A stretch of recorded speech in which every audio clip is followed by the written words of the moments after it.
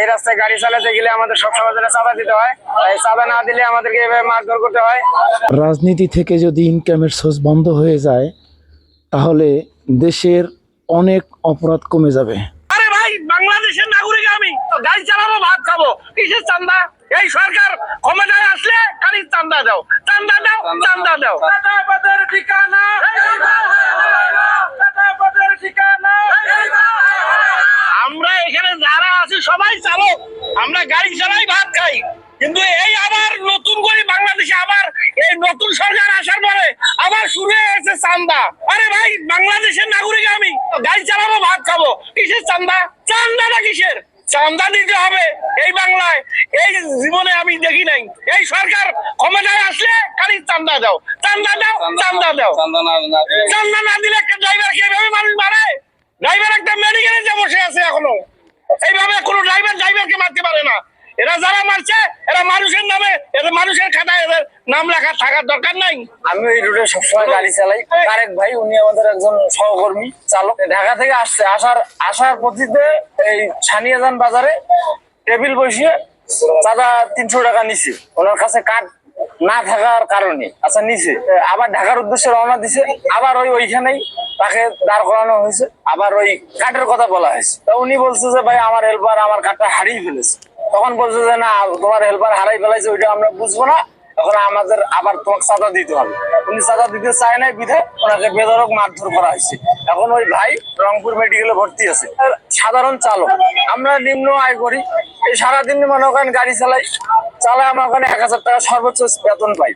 কিন্তু আমরা চালক যখন রাস্তায় অ্যাক্সিডেন্ট হই বা কেউ পা ভাঙি, কেউ প্রতিবন্ধী হয়ে পড়ে থাকে, তখন তো কেউ ওনাকে 10 টাকা দেয় না, কোনোভাবে সাহায্য করে না। ওই ছানিয়াজানে এক ড্রাইভারকে বেধড়ক মারার কারণে এই রাস্তা অবরোধ করছে।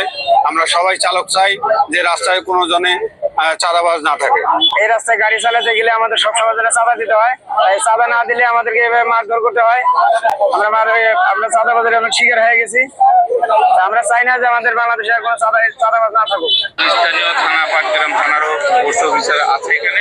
আমি এখানে এসে মোটামুটি স্থানীয় ড্রাইভার শ্রমিকদের সাথে কথা বললাম, অনেকক্ষণ কথা হলো, যাতে তারা মোটামুটি তাদেরকে আমি সকল আশ্বাসই দিচ্ছি যে গত কিছুদিন যে মারামারির ঘটনায় হাতীবান্ধা থানায় মামলা হবে, আসামি ধরা হবে, এবং শ্রমিকদের যে কার্ড দেওয়া নেওয়া নিয়ে যে টাকা নেওয়া, এই বিষয়ে আমার যেহেতু এটা শ্রমিকদের বিষয়, তবু আমি এটার মধ্যেও বলেছি যে শ্রমিক নেতাদের সাথে আমি কথা বলবো, এবং এই বিষয়ে কোনো ধরনের টাকা নেওয়া বা কোনো কার্ড দেওয়ার বিষয়টা পরবর্তীতে এই ঝামেলার, এই সমস্যার সমাধান না হওয়া পর্যন্ত এই কোনো ধরনের কোনো কার্ড দেওয়া হবে না, নেওয়া হবে না, কোনো টাকাও দেওয়া হবে না শ্রমিক অফিসে। পরিস্থিতি নিয়ন্ত্রণের জন্য চেষ্টা করছি সর্বসাকুল্যে, আশা করি পরিস্থিতি নিয়ন্ত্রণে এসে যাবে।